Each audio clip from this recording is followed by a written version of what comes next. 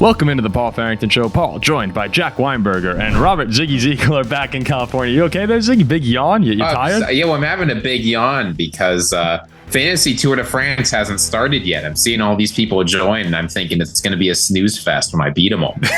what are the numbers? What's it now, 28? 30? So right now we're up to 30. We got 30 people joining. Really? The big news we announced on the community page. Really? This is a deal I've made. As everybody, I think, who follows us knows, this year the show's going to the Vikings-Packers game at Green Bay. And I'm so confident that I'm going to win this, that if a single person beats me, if I get any position other than first, of course, that person will get a free t-shirt or whatever. But more importantly, I'm going to wear a Packers jersey to that game in the stands. I'm actively trying to sign up for fan. I'm going to do it after the show. I need to sign up before. I can't forget. I think I'm 3 years running where I've not forgotten, but I just have not signed up. Your dad signed up. I know. Which is like you'll be in a Green Bay Packers jersey. That's the deal. Yes, I will wear a Green Bay Packers jersey to the game. I'm assuming you'll be in the Jordan Love youth large that we have. If somebody wins, maybe I'll have to get a different one. It could be Matthew Golden on his way to Offensive Rookie of the Year. Maybe there's a lot of jerseys it could be. I don't like any of this. You have to win now. So I don't know if I can actually join anymore because I need you to win. If the winner asks me not to, I won't do it. Oh, so I can join, win, and be like, hey, Ziggy, let's not do this. Yeah, I might do great. it anyway just to mess with you, but then it won't be because you won. But there's a chance that 30 of our current guys who signed up are all Packers fans who want to do it, right? Outside of my dad. Yeah. We got right, so I'm rooting for my dad. He's the ally. He's the Dark Knight there. He might actually still see Ziggy in a Packers jersey too, though. No, he would not. Not if we're all at the games. We would need help there. We need people in person. I'm rooting for the Packers that game. Yeah, of course you will. Yeah. I mean, you buy into the home field. I think you'd root for the Vikings if it was in Minnesota. Yes. Like you just buy into whoever the crowd is cheering for, which I get. It's way more fun. I don't know how many games you guys have been to on the road, but basically my entire upbringing was going to Vikings road games here on the Northeast. And it's fun. It was awesome to do it. And I had great trips with my dad and my brother. Like but when you're in the win crowd, at the end, it's great. To win on the road is great. Yeah. When you're in the crowd and you have people just mocking you and these people coming up on you, it gets a little much. And of course the Vikings lost all these games, so that didn't make it any easier. But yeah, and then when we went to Minnesota for the first time, it was like, is this like heaven? No, it's great. This is unbelievable. Yeah, it's great. Oh, so the Vikings probably lost. We lost to the Brian Hoyer-led Browns. That's when, as you remember, Ziggy, we were sitting in front of Brian Hoyer's dad, and the entire game, me, my dad, and my brother are going, who the hell is Brian Hoyer? And Hoyer goes on this game-winning touchdown drive. My dad's like, who the hell is Brian Hoyer? And this guy leans forward and goes, his dad is right behind you. So he throws the winning touchdown pass. Of course, this is the Browns team. They had just traded Trent Richardson at the time. And I don't know if anyone remembers, when the Browns traded Trent Richardson, he was great at the moment. And the Browns were it was sort of like the nail in the coffin, even for the Cleveland Browns. And we were apologizing to their fans in the elevator the night before, man, you guys suck. And we were 0-2 as well, I believe. So Hoyer throws the touchdown. My dad turns around and goes, it's a great throw, Mr. Hoyle. Congratulations. And we walked out of the stadium. It's horrible. I watched that game in a Dave & Buster's in Pittsburgh. I remember. Brian Hoyer Browns versus Vikings? The Hoyer game. Yes, I remember watching that at Dave & Buster's in Pittsburgh. That was sort of a breakout game for Josh Gordon. He was unbelievable. We couldn't stop him. Yeah, I was winning some candy, winning some tickets. Vikings were losing. Yeah, to be fair, I mean, that was the Christian Ponder-led Vikings. So, Brian Hoyer was the better quarterback in that game, but no one knew who Hoyer was. That was his also emerging game. All right, so let's get into it today. We're going to go over some NFL awards bets have come out and long shots. We're going to take a look at some of the guys that, oh my gosh, joking. Some of the guys that we think have a shot at having a pretty big season here. And Ziggy alluded to someone that, maybe he's picking later on in that segment. And then producer Zach, so he's not with us today, but producer Zach had a segment that he came up with. He said, who falls off the face of the earth? And that was really taking a look at the playoff teams from last year and deciding which teams are we going to look at as fallers. And then we threw in, who could we see rising and having a better playoffs than they did in 2024. We'll get into that. And then a couple player comments from Lamar Jackson and Breece Hall at the end of the show that we're going to elaborate on. But first, please remember to like, comment, and subscribe to the show. Trying to chase down 20,000 subscribers by the start of the season. That'd be really cool to get up to that number. We're close. We're close. We're almost there. And the best way you could do that is by telling a friend and go follow us on the other social media platforms. Any follow you can give us, any listen is great. That's all we ask for. So we appreciate everyone. We're going to start with the big news yesterday. We won't touch on this for too long, but it's worth mentioning. Darren Waller was actually traded to the Miami Dolphins. Darren Waller, most people are going to say, was he even playing in the NFL? The answer is no. Darren Waller had retired, and the Dolphins wound up trading for him. They trade a 6th-round pick. Am I correct, Ziggy? They trade a 6th-round pick for Darren Waller. When they get a 7th back. And the 7th back, which is pretty unbelievable compensation when you think about a dude who was done playing. The Giants wind up actually getting something back from there, even if it is a 6th-round pick. And last time we checked in on Darren Waller, this is what was going on with Darren Waller. He was a rapper. Listen to this, guys.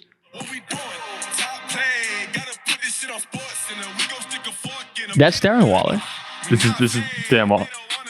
I know there's an N-word coming up in there, so I was like, we got to close it out quick. Yeah, I thought he can't get canceled by YouTube. Yeah, not immediately. Yeah, I had thought he was just Darren Waller was on the couch and rapping. Yeah, I thought he was. And now he's a Miami Dolphin.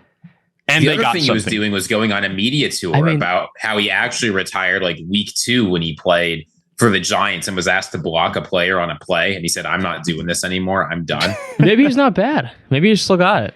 I mean, what was the last time Darren Waller was good? Was 4 years ago, right? That's not that long ago. 2020, Darren, 5 years ago, 2020, Darren Waller put up 1,200 yards. He hasn't been over 700 yards in a season since then. And he's been hurt too, right? He's the offensive coordinator for the Dolphins, but Frank Smith, the tight end coach for the Raiders. Darren Waller's only 3 good seasons. No, I guess it's okay. I'm trying to make sense of this. I texted our New York Giants correspondent Aiden Cook, friend of the program, and he said this felt for Giants fans like finding $1 in your pocket after you take your pants out of the wash. Nice, you didn't really expect it to be there. You get something, and the question I have is just we knew when Jonnu Smith left that the Dolphins had a need at tight end. What is going on in Miami? They're trading away their stars. They're bringing in Darren Waller. They're asking all these players to play good football. And it seems like they're sort of trying to be competitive. What are they doing? Well, if Darren Waller, there was a time 5 years ago where Darren Waller looked like he was going to light up the NFL for a few years. I know that's a long time ago, again, this is a ridiculous acquisition for Miami for anyone to have real expectations. Well, I saw the deal. I'm like, oh, that's not that bad. Well, you probably forgot he retired.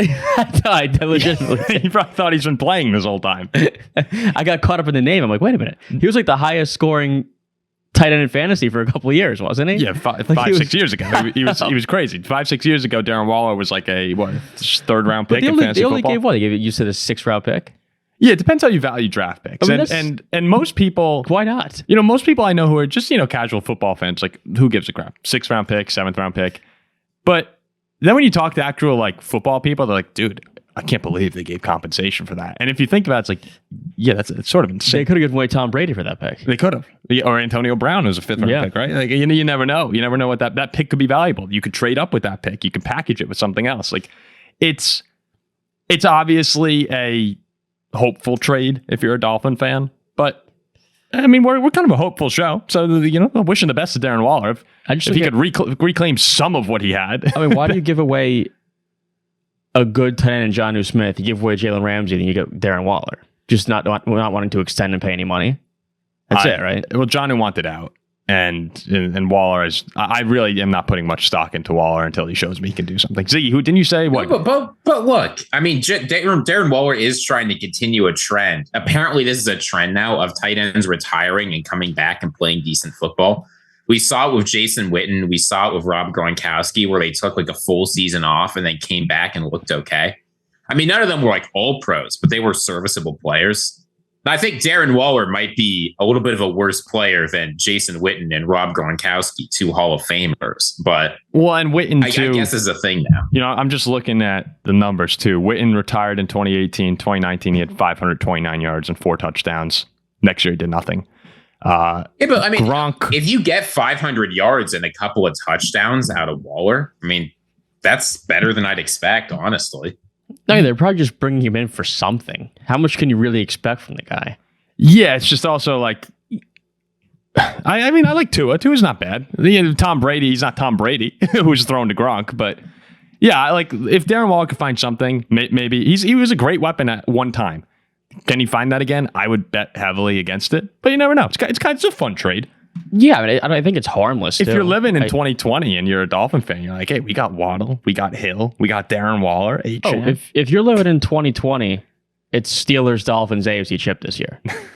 The Dolphins offense, regardless of Darren Waller, I keep wanting to say Wallen, like Morgan Wallen, Darren Waller. Like there's still a lot of explosion there. Forget Darren Waller, but Tyreek, Waddle, Achane, like these. I mean, these are all guys that can put up numbers. It wasn't long ago that they were the 1 seed heading into like week 15 of the NFL season. So I just think the Dolphins are getting a little disrespected this year. The moves that they're making.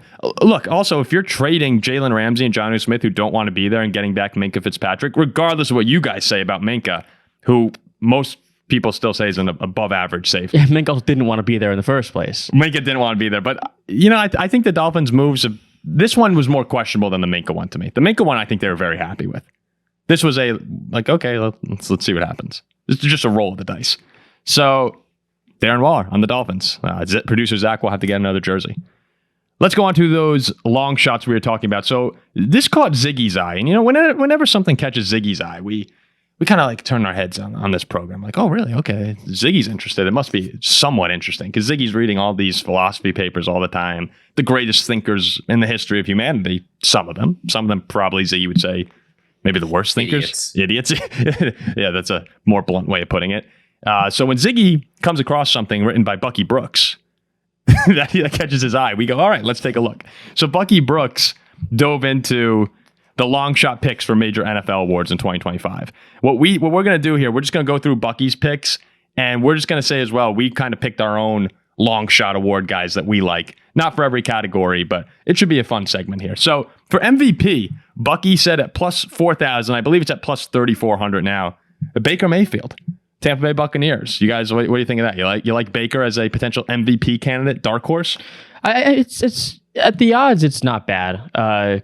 2 big years in a row? Yeah, like he's been awesome 2 years in a row. I just believe that with Jalen Hurts and even Jared Goff, teams who are a little bit better than Tampa Bay are going to get they'll get the nod. Just a nod. Like Tampa to me has to be better than their 9-8 winning the South by a game. Like if Tampa has an 11-ish 12-win season and we're talking, all right, this team's like a 2 or a 3 seed and can somehow be up there with like look at who's winning the MVPs. Right. It's the 1 seeds. Yes. A lot of the time, like if they can be seeds. up there with the North champ or up there with the, I guess whoever wins the West, East. like Niners of the past, the Eagles. The The Cowboys. If they can be up there with surpass that 10-win mark, I know it's an individual award and it should be, but a lot of, I think this is not how it works. A lot of the weight goes into the team as well.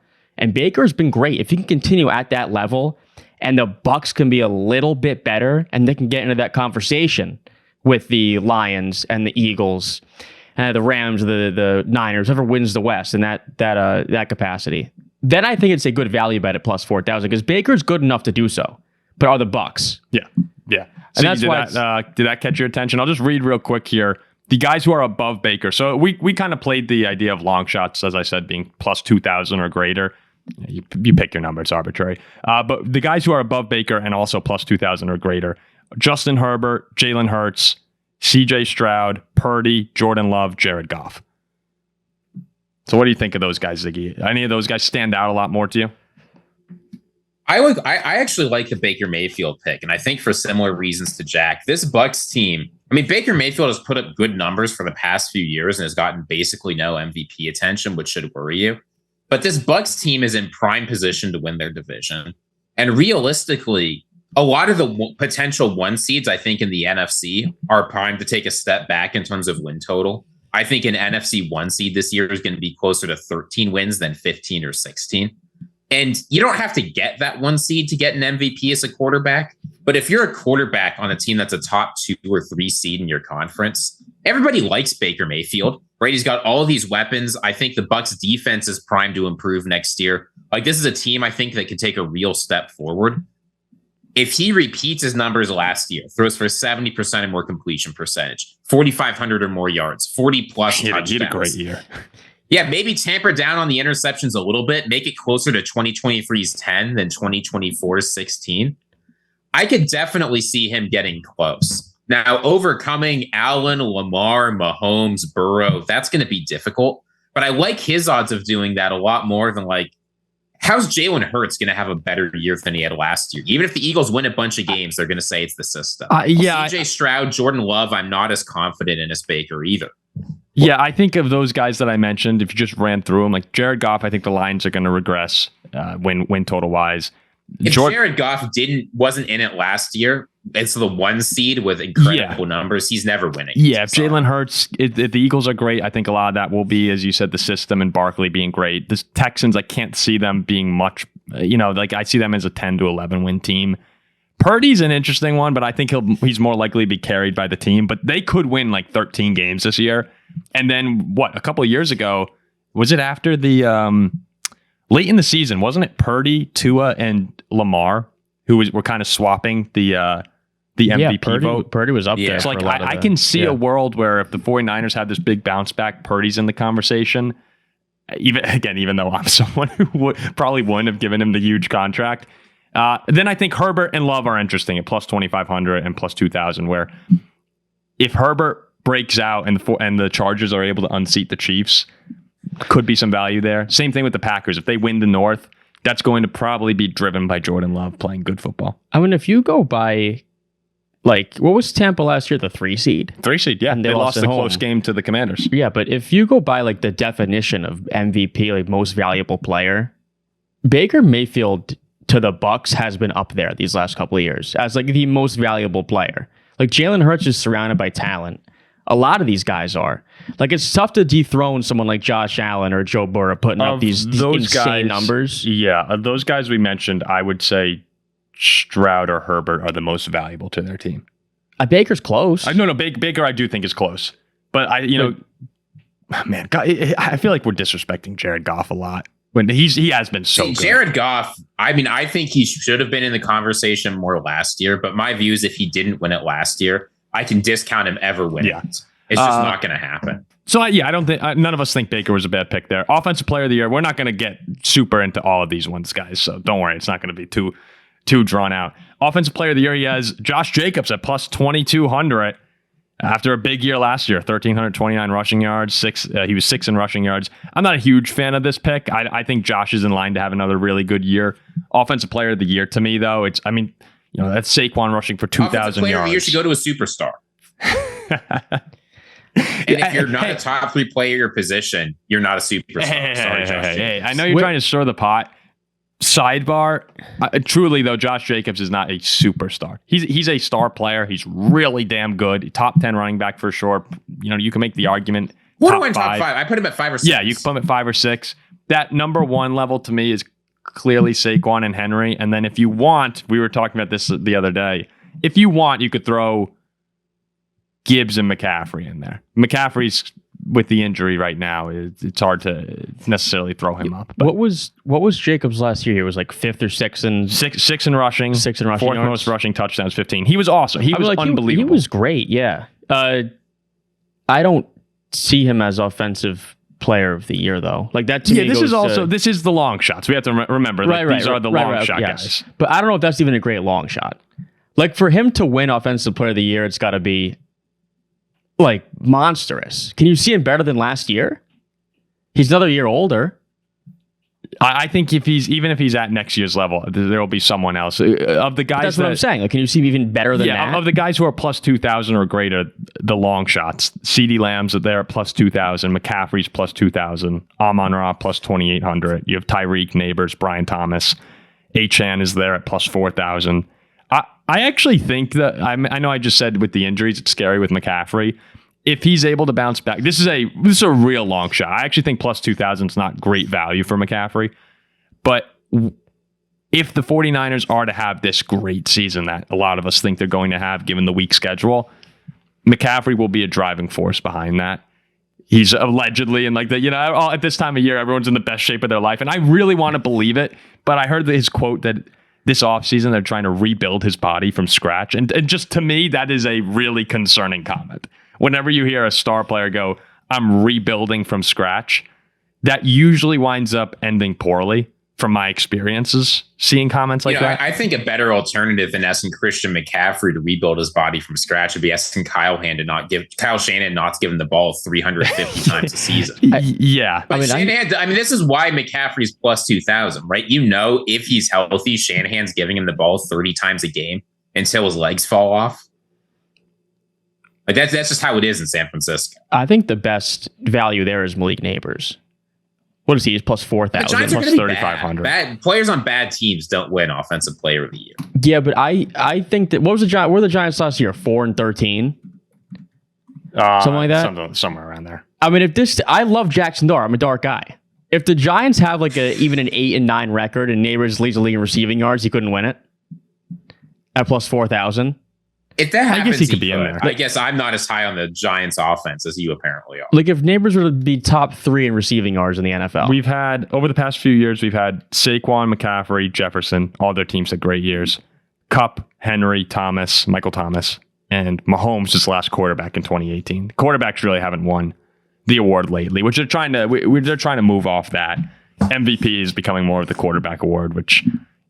that's its own issue for certain people. So, okay, yeah, out of those guys, I don't think Amon-Ra can win it. His play style just doesn't fit within Offensive Player of the Year to me. Jonathan Taylor's sneaky at the Colts. Like, Jonathan Taylor had a really good year last year. I like Neighbors as a long shot. I think Neighbors is a solid long shot. As somebody who likes the Giants this year. Really, CD is not a bad choice with Dak coming back. No, he's not. I think CD would probably be. But I think now some targets are eaten up though by George Pickens. Yeah. Okay. The next guy here on the list. Let us know in the comments if you think Josh Jacobs is a superstar. There's no shade on Josh Jacobs. He's great. Yes, 100%.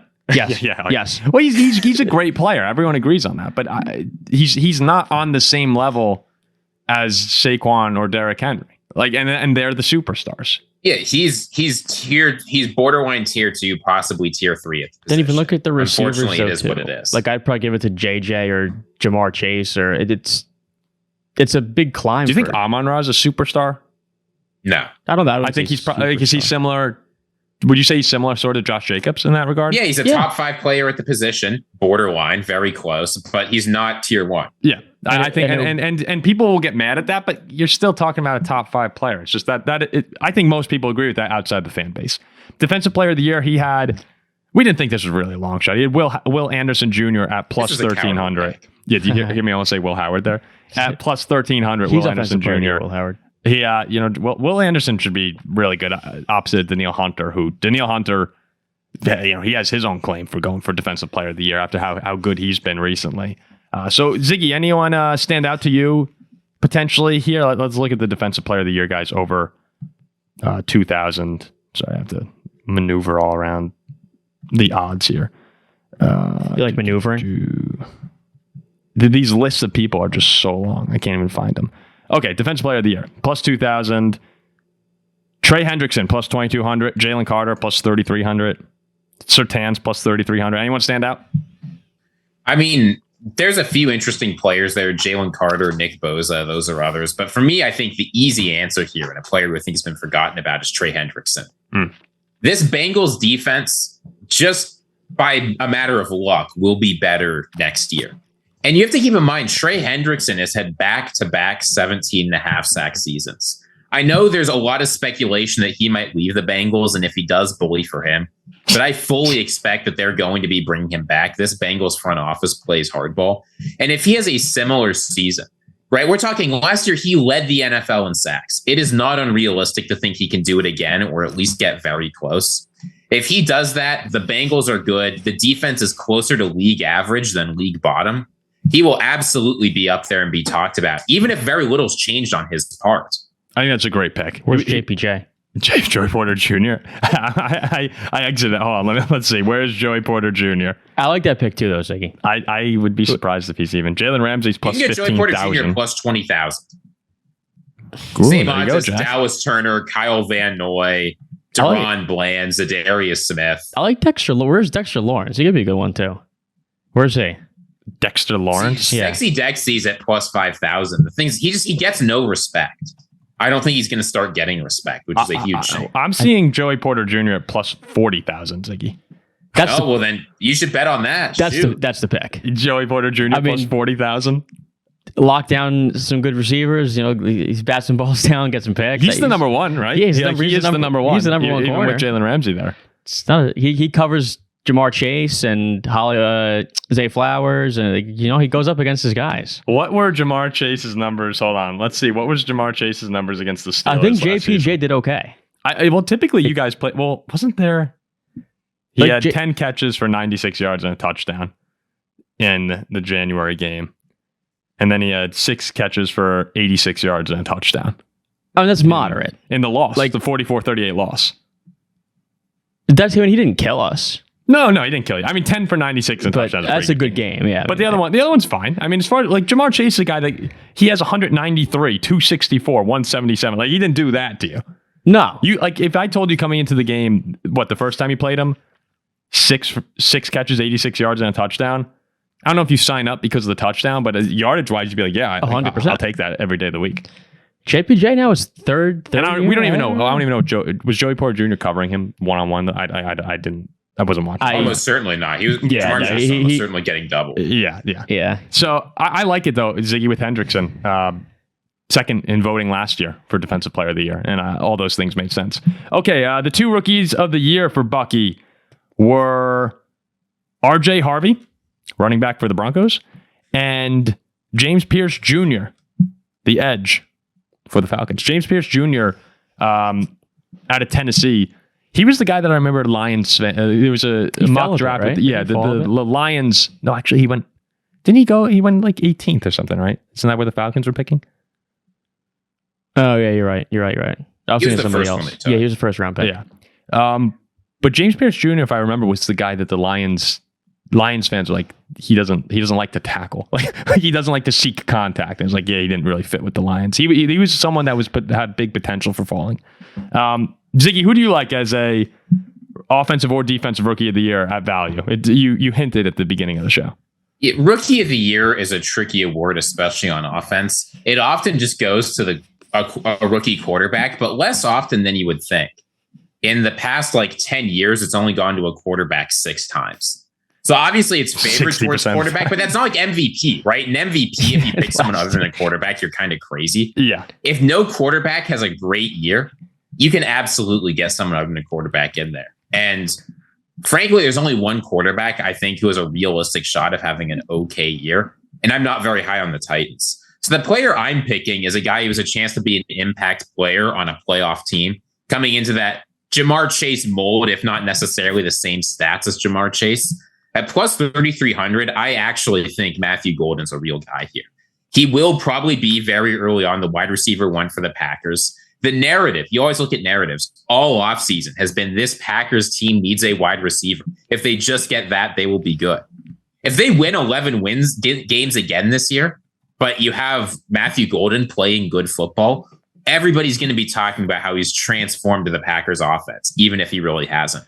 So I like the player. I like the fit. I don't think he has to do a ton to stand out. Easy pick here for me. She's what, 22-1 plus 2,200? Plus 30. No, plus 33. Oh, 3,300? Yeah, 3,300. Obviously to me, I've been a big fan of this guy from the beginning of the draft process. Donovan Jackson at plus 40,000 jumped out to me immediately. Up front. Where's Harmon? He's defense. For you defense? Said offense or defense? Oh, yeah, my bad. Derek Harmon, let's see. Harmon.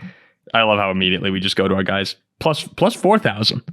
I mean, people really liked Derek Harmon. You guys went to your guys. I did not go to my guy. Let's not accuse me of being a hack. Sorry. I meant I was talking to Jack. I actually do like your Golden pick, though, Ziggy, because you looked at the other receivers who are supposed to come in and have big roles. Ted McMillan is plus 1,000. I like Ted McMillan. Could be the one in Carolina. Travis Hunter is not going to be the one in Jacksonville, but maybe the 1B to Brian Thomas Jr. He's at plus 900. So of all the receivers, Emeka Buka is going to be probably the number 3 option. Maybe he goes up to 2 in Tampa. He's plus 3,000. Matthew Golden, yeah, it's a crowded room, but the expectation and the hope is that he will be the number 1. So if you get a number 1 receiver at those odds, when you see the other number 1 threats have much worse numbers there, yeah, Genti's the favorite, plus 270. and then followed by Cam Ward at plus 300. But a value pick, I think Golden's a really good value pick. I say so and too. The thing about Genty too is the expectations we've talked about are so high for him coming into that room. If he's anything other than a superstar, and I mean superstar, top 3 player at the position year one, people are going to feel disappointed. And if the Raiders only win 5 or 6 games like I expect them to, and Genty looks just good, not great, he's not winning that award. The thing is, Golden, I like the pick too. Like I'm high on Matthew Golden as well. I was able to ask him that question after he was drafted. You're friends with Matthew we're Golden. buddies. Yeah. Like I interviewed him. He's a cool dude. I'm rooting for him to win every award out there. But Green Bay, the receiving room really is packed. And I know I've said this before. He was drafted to be their number 1. But how soon is that going to take place? Like, are we just going to see him right away? Like, all right, he's their number 1. Or will his numbers be kind of similar to these other guys like Jayden Reed his first year? Mm-hmm. Yeah, you do get stuck in that machine sort of that they have there. Right. Where's Shamar Stewart plus 2,100? Where's Abdul Carr? If he plays. If he plays. Abdul Carr is the favorite at plus 200. Oh. You're not getting Abdul Carter, number 3 overall pick of the draft. It's a lot. Jack's going for the steal there. I like Ted at plus 1,000. Just Look out for the sneaky. Can we count the Travis Hunter offensive and defensive parlay as a long shot? Where is Can you plug that in? Hunter's you can, plus right? 900 for offensive player of the year, a rookie of the year, and plus 1,000 for defense rookie of the year. So if you parlayed it, how many parlays you think of that will be made this year? 1,000. Right. There's going to be so more than many that. things. Yeah. Both those odds are surely. I'd be a little surprised, honestly, if they let you make it. No, you can't do it. Yeah, you can't make it. That would be fun. They should come out. There's going to be a lot of media hype trying to make that happen. It's also people impossible. can squint and see it.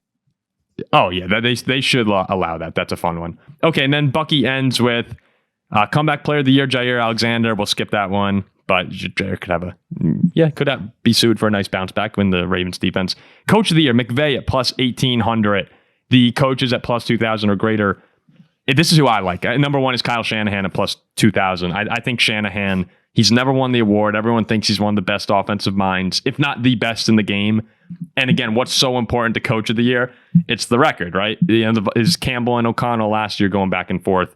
There are oftentimes narratives around it. So, Stefanski bringing the Browns out of oblivion a couple times, even though he, I guess, went back into oblivion in between.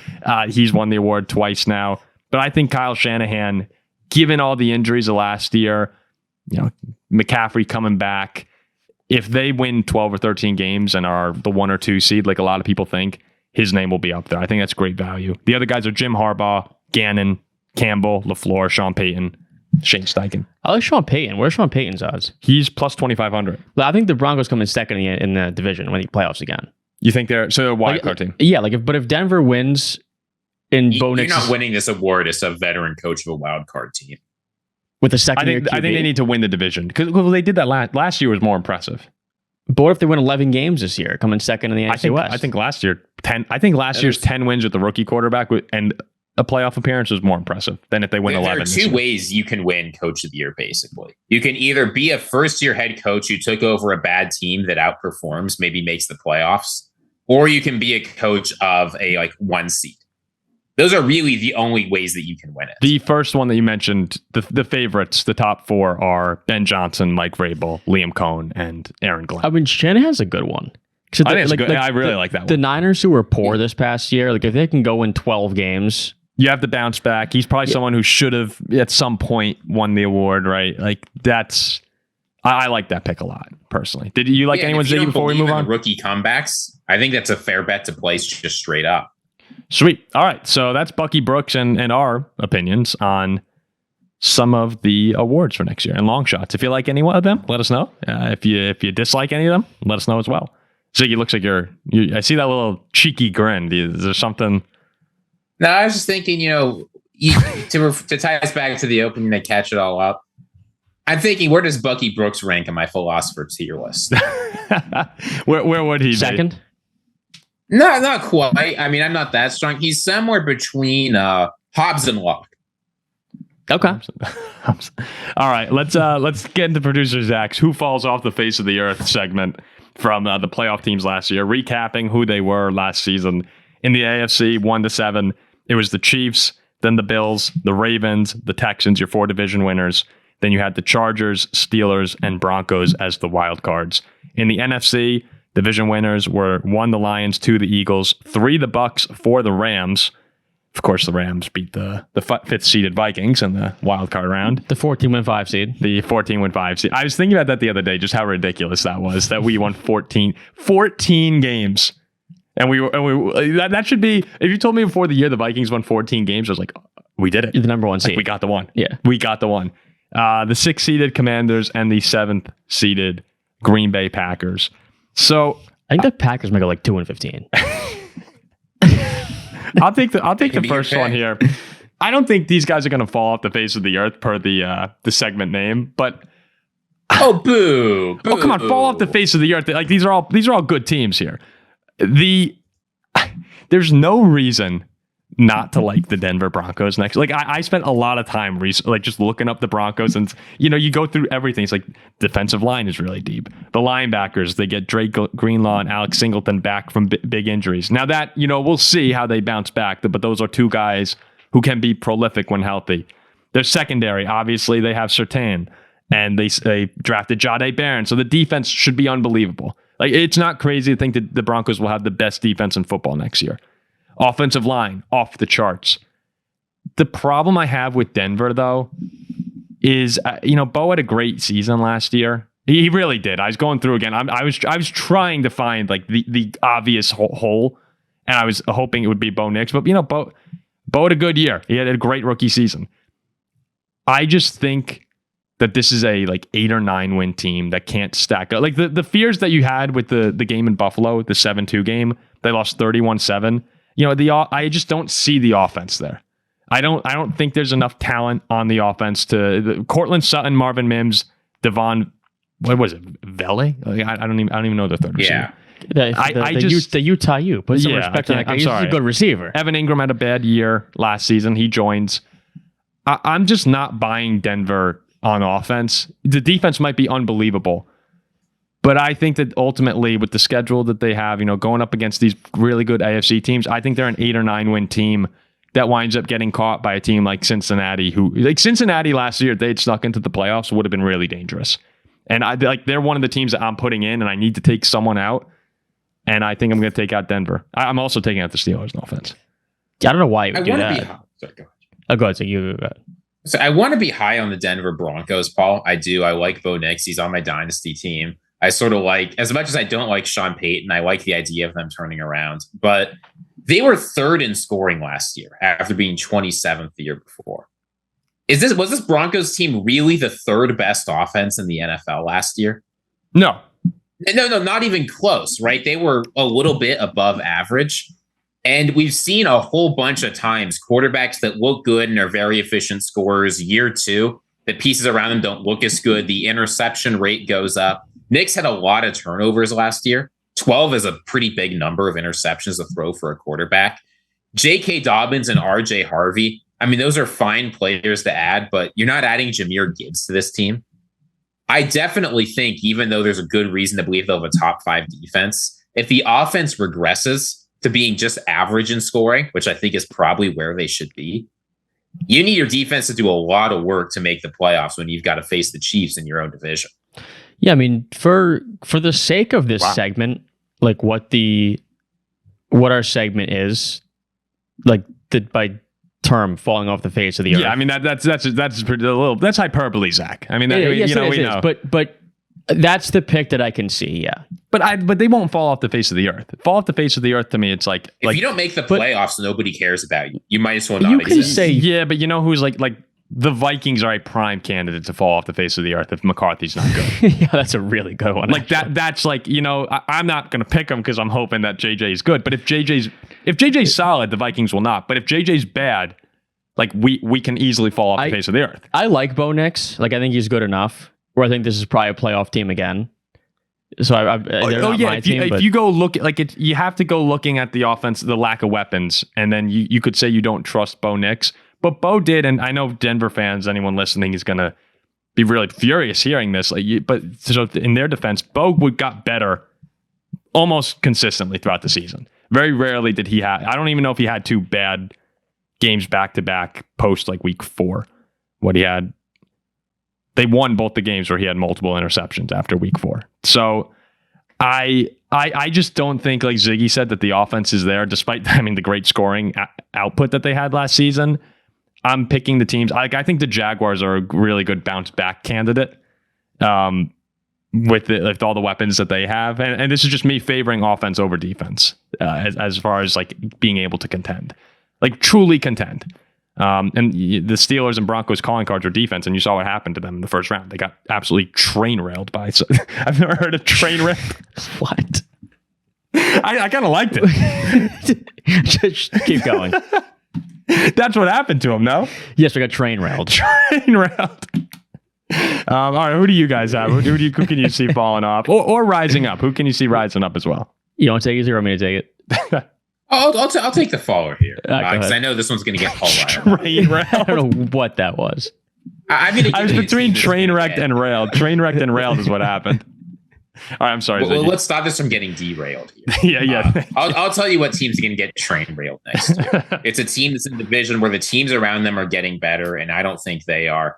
It's the Los Angeles Rams. And I know you love this team, Paul. Everybody loves to say they were one drive away from beating the Eagles, and they were. Yeah, I do. Last year was a great year for the Rams. But the most important player on this team, Matthew Stafford, continues to get older. Stafford's 37 years old. He is rapidly approaching a quarterback cliff. I mean, you can say what's one more year. We've seen it over and over again with guys like Matt Ryan. Once you start getting to this age, especially when you've got the injury history Stafford has, things can get very bad very quickly.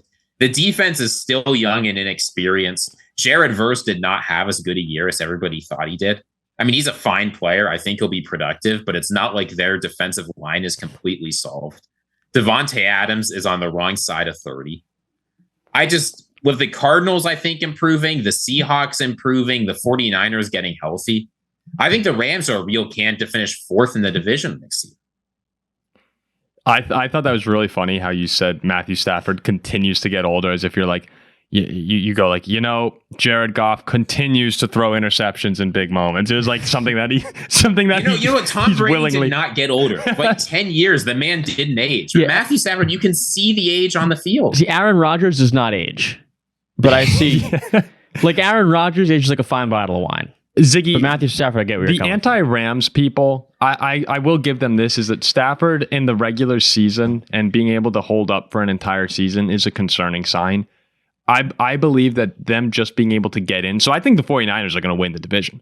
But if the Rams get into the playoffs, which I think he'll be good enough, assuming he can stay mostly healthy, or relatively healthy, that they can get in. Once you get into the playoffs, that's where my value for Matthew Stafford rises. That's where in any game he can go toe to toe with anyone in the league. It could the top 4 in the AFC, Mahomes, Allen, Burrow, Lamar.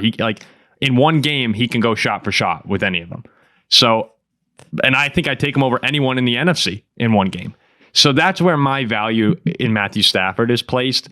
I don't mind your pick saying, yeah, if they wind up being a 6 seed, then how much stock can you really put in them? That's a fine concern to have. I just value Stafford once he gets in. Yeah, this is the team who won the division last year. Division last year, yeah. And played a close game with the Eagles in the playoffs. But we are kind of forgetting about San Francisco, who I think this year's my favorite to win the division. So if the Rams fall back from that 4 seed to a 6 or 7, I see that as a perfectly good answer. And they've lost the last 2 years on the road, right? Even though they've played a close game in Detroit, they played a close game in Philly against 2 teams that, one went on to win the Super Bowl, the other one went on to probably should have won the NFC Championship game against the 49ers. And they're still losing those games. Look what happened to in the regular season when they played Philly. They got destroyed at home. They're not on a level with these guys in my eyes. And last year was more of a San Fran just having a bad season, and the Rams kind of got lucky. We'll know a lot about this Rams team very early in the season. They've got 3 in their first 6 weeks. They've got 2 games I'd consider relatively easy at Tennessee and versus Indianapolis.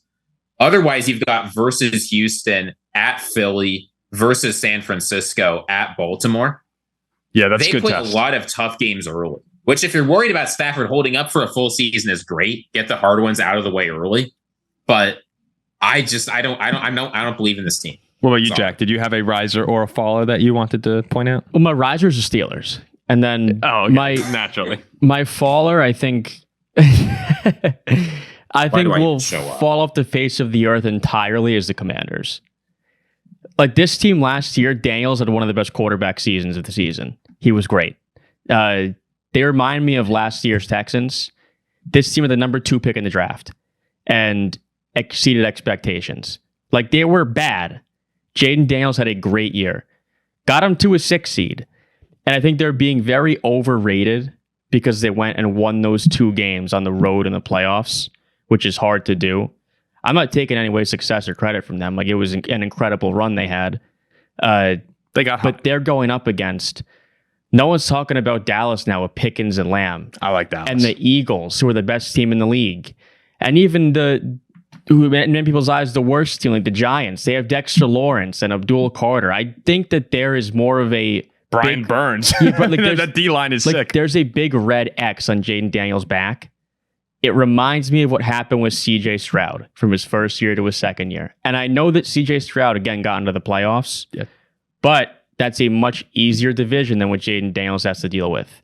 The Commanders are the team to me with that big red X on their back. I could see him finishing 3rd in the division. And they were in the NFC Championship last year, overrated because they won those 2 games on the road as a 6 seed. I don't see them making the playoffs this year. Wow, not even the playoffs. I think the Commanders fall at the end of the earth. And the fun thing about the Commanders, too, is that you do kind of expect that natural regression from 12 wins is a serious football team. That's a second overall pick. Yeah, that's a serious football team. You sort of expect that natural regression, but then at the same time, and some of those wins they had too, right? Like, did they beat the They beat the Eagles Bears with in the Hail their Mary. backup, the Bears with the Hail Mary. Like they had a lot of thrilling wins. The Falcons they beat in overtime, right, with Michael Penix. They beat an hurt Detroit team on the road in the playoffs. Yep. So, man, they were great in that game. But despite any of that regression that you think could happen, I do also like that they're kind of going for it with bringing in Debo, bringing in Tunsil. That's another. They provide their own ifs there on can these guys stay healthy? Can they elevate to the level that they're used to playing at? And if they do, that it gets exciting. Like Washington is a really fun team to circle next year because it's not out of question for them to repeat a 12-win season, but I expect them to pull back as well. I mean, no, it's not out of question. They could do it again. I'm with you. I think they'll make the playoffs, but I think they'll pull back from the 12-win team. But they might be the best candidate as well for if you were to say who's the team that was like right there to just catch fire. They could also be that team. That's what's so intriguing. Yeah, I'd feel a lot more confident about them catching fire if their big offseason additions weren't 2 players who are playing some of the worst football of their career. Yeah. Laramie Tunsil was a better tackle than Debo Samuel as a wide receiver, but both those guys being disappointments for their team was a huge reason why the 49ers and the Texans both had disappointing seasons. So adding star players who are disappointments and saying you're going to take our team and make it even better, it's risky. Well, that's what a lot of these teams, right, that we've talked about as contenders have been doing. Jalen Ramsey to the Steelers. A lot of people think he's a declining starter, not a star anymore. We just mentioned the 2 in Washington. Who was I thinking off the top of my head a second ago? Devontae Adams to the Rams. I think Devontae's still playing at a fairly high level, but we just look at these guys and we go, oh, he's Devontae Adams, and oh, he's Jalen Ramsey. But then you also have to remember, they're past their prime. So which one of those guys is going to be able to recapture it could go a long way in which one of these teams. I think I was thinking the Ravens. Yeah, Jair to the Ravens, and isn't Hopkins a Raven now too? It's like who's going to be able to find the fountain of youth? Whoever does that, one of these teams could take a big jump forward. Do you think that if tomorrow current Derek Jeter is batting leadoff and playing shortstop for the Yankees, I think fans would be like, oh my gosh, we got Jeter back. I don't think so. I don't know. I don't think Not so. in July. I don't know. In October, yeah. And we put him in November. Well, maybe it's different. Oh, if it was last season when we're in the World Series, we need a hit against the Dodgers, and they go like pinch hitting for the Yankees, number 2, Derek Jeter. I'd be like, all right, we win. Just single to right field. We win the game. Hideki Matsui. You can see it in your head, right? The single to right field. Jeter like lumbering down the first base line with his finger in the air. I think I see 3 swings and misses. Yeah, we need to get Jordan on here to talk some baseball. We do. That'd be fun. That'd be fun. One last riser I just want to say, or a team that I was thinking is of the risers of the playoff teams. I hated doing this, but I actually thought the Packers were the riser to me from the playoff field if I had to pick one. I don't think, in the NFC, I don't think any of them fit in nicely. I said I think the Lions are going to fall back. That means someone needs to take their place. And right now I'm picking the Packers to win the division. So I think that the Packers, while I'm not saying they're a Super Bowl, like a top Super Bowl team or anything yet, I just think that the 7th seed for them is probably the floor of what they're capable of. And if they win the division, then the divisional round feels reasonable for the Packers this year at the very least. And like you said, Jacksonville's up there too. Yeah. Ziggy, didn't you? I thought you had a surprising riser. Am I incorrect in remembering that? Well, we'll get to that surprising riser because it ties into our next segment. Okay, let's move on to that. In the next segment, so we have, to close out the show, we have 2 quotes from one superstar, one very good player, I'd say. We'll start with Lamar Jackson and the Baltimore Ravens, the very good player, as Jack would say. That would be our very good player. Lamar on Cold as Balls with Kevin Hart was asked the most difficult adjustment about playing in the NFL. And Lamar pretty quickly just came out and said, being a leader. I'm going to say being a leader. I'm not really outspoken, being vocal with my guys. Let's do this, let's do that with a great motivational speech. I don't have that. I just pretty much lead by example. I'm going to go out there. I'm going to work hard. And I expect that out of you. But as I've been growing in the league, it's like, nah, you got to talk to the guys. And just upon some reflection, right, the leadership side of Lamar Jackson, think about the playoff losses that the Ravens have had the past 2 years. Just gut-wrenching games against the Chiefs and the Bills. The Zay Flowers fumble on the 1-yard line. The Mark Andrews drop in the end zone on the 2-point conversion against Buffalo. These are plays and these are moments that can really spiral a team out of control, I think, in certain moments. Now, the Ravens are loaded from top to bottom. But those are tough losses. And when you're talking about top quarterbacks like Lamar, Burrow, Allen, and Mahomes, the main competition, how close they are. We said you could put any one of those 4 at number 1 in the league, and we really wouldn't argue with you. We'd respect that opinion. Ultimately, those games can come down to the mental battle because the teams are really, really evenly matched. You see it in all the playoff games that they have. And with Mahomes and Kelsey, we mention it all the time, the Chiefs, just that winning mentality, and they're basically they're refusal. Their coach on the sideline or so. Yeah, they're like refusal to lose those games. I think that that's a huge part. As amazing as Mahomes is, as amazing as Kelsey is, I think there's that next layer intangibles that they have that help them win these games. And that's where I see a comment like this from Lamar. And being a leader is the thing that we don't really get to see. So it's hard for us to just come out here and say, that's the difference. But that could actually be the difference when you're talking about these top teams in the AFC. Well, it's good they're taking accountability. That's what he sees he needs help with. But it's funny what I said before, in the postseason, when the boys and the men get separated, Lamar Jackson becomes a boy. Someone like Jalen Hurts he's an outward spoken leader.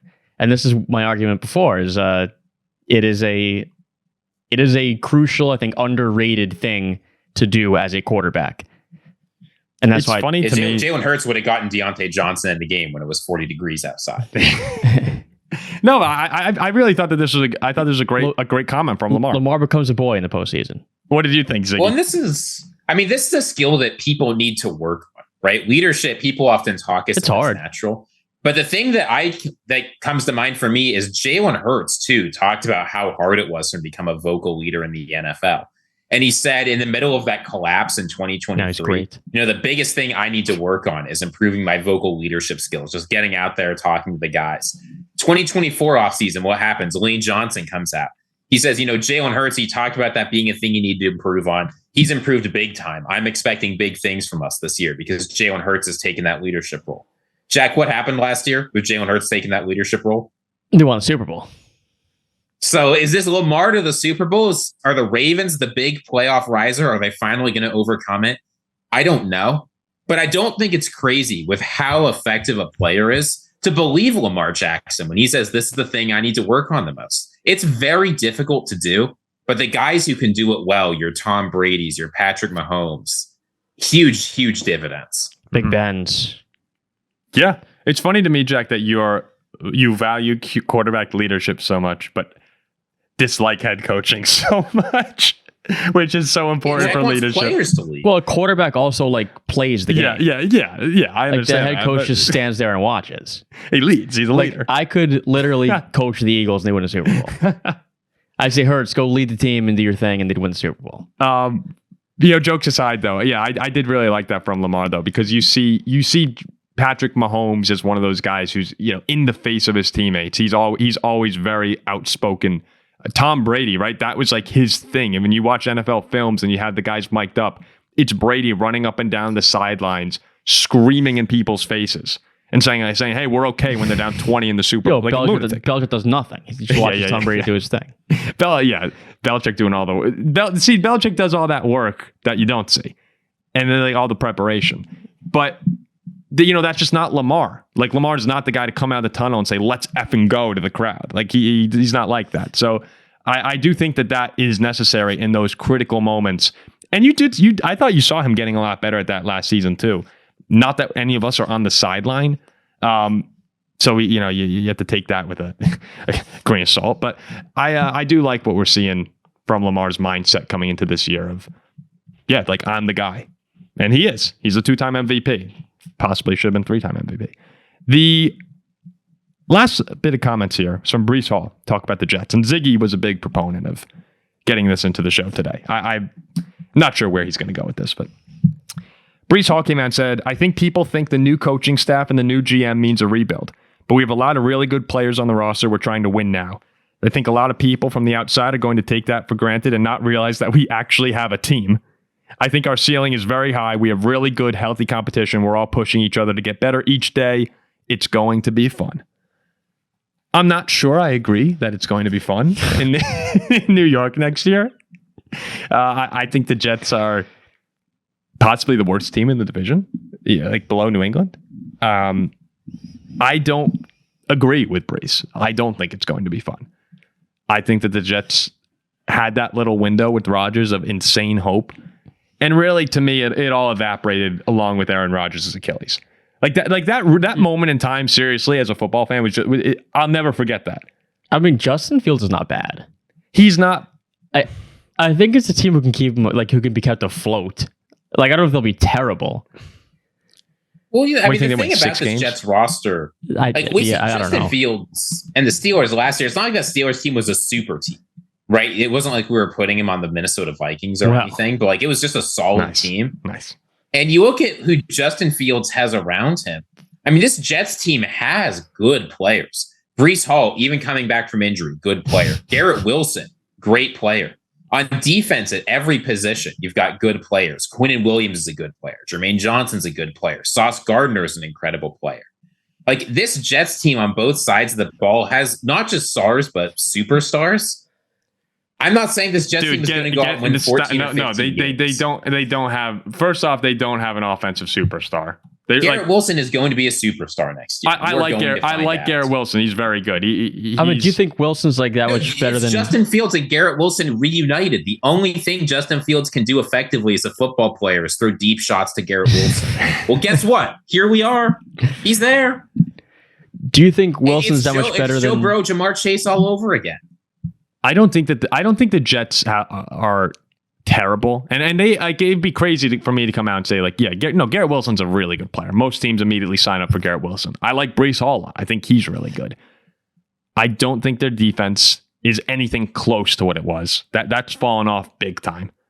And even with the guys you said, Ziggy, I'm not a big fan of the Jets defense. Defense is an up and down thing. You told me last year the Jets defense was going to be elite. I told you it was a down year. It was a down year. You got Aaron Glenn, you've got new energy, you got new culture. This year's going to be an up year. Well, even if it is an up year for the defense, I don't trust the offense at all. I think it's a okay offensive line. It should be an okay offensive line. And then it'll be better than the Steelers offensive line. My problem is Justin Fields he's not a playoff quarterback at this point in time. He's not. I totally agree. Yeah. Justin Fields is not a guy I want starting games for me in the playoffs. But Justin Fields is a guy who can win you more games than you lose in the regular season. He did it last year. What's their win total? But even in those, like, 5.5? I think it's like 6.5. Yeah, this is not a good football team. but in even those games, The win it total's feels 5.5. I'm going. Yeah, you sounds like you're picking them to go 9-8. I mean, that's a I don't think potential. that's crazy. No, that's no, a potential I do not think it's playoff. crazy. The Jets win more games than they lose. That's better record That's like than a I think the 7 seed. Broncos are going to have. That's like a 7 seed who goes on the road to Buffalo in the first round. I think they'll probably be one game out of the playoffs. That's But reasonable. look, this Jets team has a very easy schedule, relatively speaking. And, while you can talk about the Jets and their roster needing a lot of work, like the Patriots and the Dolphins are both teams where there's a lot of variability this year. The Dolphins really need Tua to play elite football, and I'm not sure that's going to happen. The Patriots were not a good team last year, and they added a bunch of, like, some of their key free agent signings, like Milton Williams, or guys who weren't even starters on the teams that they got them from. I'm not convinced. I love Drake May. I think he's going to be a very good player, but I'm not convinced that this Patriots roster is ready to take the next step. The Jets have more proven players than either of those teams at this point. At the end of the day, Ziggy, though, they have like if you just look at Justin Fields, is he better than any of the AFC West quarterbacks? I don't think so. I think I'd take Geno over him. Is he better than Tua? No. Josh Allen? No. Would you take Drake May or Fields? I'd probably take Fields right now over May. Like next year, I think I'd probably take May for next season. Lamar, I take. Burrow, I take. Rodgers, you'd take Rodgers. 100%. Like, let's say you take Rodgers. You take him over whatever the Brown situation is. No, but the thing about Justin Fields, They're like the third or fourth worst quarterback in the conference. Yes, but he's a player with significant limitations, and you can exploit those in the playoffs. But he's also a player who can do a couple things pretty well. Really well He's running. great at his first read, and he's great at running around. And if you put him with Garrett Wilson, an offense that knows they've got a limited quarterback, like we saw with the Steelers over 6 games, like 1,200 yards, 5 touchdowns, an interception. Those aren't incredible numbers. It's good enough to win 4 games out of 6. Oh, yeah. I was going to say, like, Justin Fields last year, despite being 4-2, I mean, like, he was all right. I don't know how high the guy's ceiling is. I don't know if I see them winning more than 7 It games. can work. The Steelers are also that team where they find ways to win. The Jets find ways to lose. Yeah. And that's where I think it's like, I don't hate Justin Fields. I know it's making me sound like I hate Justin Fields. I think Justin Fields is a below average starter. And that, like for certain teams, like that can be enough to sneak into a playoff berth. But the Jets don't have that culture or the team around it to where I think it can be anything other than like a 6-win team. Maybe they'll prove us wrong. Maybe he proves us. I'd love to see. I like Justin Fields. I've always rooted for him. I like Fields also. And I hope that he does prove everyone wrong. But I just have a hard time looking into these Breece Hall comments as anything other than, the running back for the Jets is trying to sell you on the Jets. Yeah. So, I agree. I'm not saying Breece Hall is like an unbiased source. All I'm saying is I do believe that the Jets could be a decent team next year. I think that a 9-win that's team, a hot take at this point. A 9-win season is a good year for the Jets. 100%. What did the Jets win last year? Did they have 6 wins? 6-11. Like, yeah. When's the last time the Jets record by season? It's been a while, man. A 9-win season for the Jets would be their best season since 2015. And before that, 2010. Fitzpatrick, right? Yeah, they've gone from 24 back, 5-7-7, 4-2, 7-4, 5-5, 10 in 2015, the miracle year, 4-8, 6-8, 11 in 2010. Like 9 wins would be it would be the best season of the decade for the Jets. I mean, didn't 2015 do they still miss the playoffs because Pittsburgh got in? They did miss the playoffs. Yeah, that's hilarious. Yeah, they haven't made. Isn't it the longest streak in the league? They haven't made the playoffs since 2011. 15 years since the back-to-back years with Sanchez. Oh, hey, if Justin Fields gets to 9 wins, they're partying in New York. He was on pace for it last year, or New Jersey, I should say. Yeah, our own county. All right, that'll wrap up today. Do you guys want to do the 4th of July? Should we just call it a show? We call it a show. I think this was a long recording. Hopefully, everyone's still listening. If you're enjoying the show, please remember again to like, comment, subscribe. We hope everyone has a great 4th of July weekend. Let us know in the comment section what your favorite part of the 4th of July is. Is it the fireworks? Is it hot dogs? Is it drinking some beer? Do you have a tradition that you like to do? The pool. Jack and I are going to do the annual horseshoe competition that we have in town. Tomorrow. Yeah, it will be. Yeah. By the time this is out. Yeah. What is it? 8:30 a.m.? 8 a.m. First shoe? Your first shoe's about 8:30. First shoes about around 8:30. So we'll let you know if we can bring home the title. Oh, our furthest, we went to round 3, right? We went to the quarters a couple years ago. Went to the quarters. And then last year was first round elimination. Yeah. We've been one and done every year except the one miracle run. Yeah. But that was a miracle run. If it weren't for the damn rain. So, let us know what you like to do on the 4th of July. Ziggy, happy 4th of July to the Zieglers out there in California. And we hope everyone has a great weekend.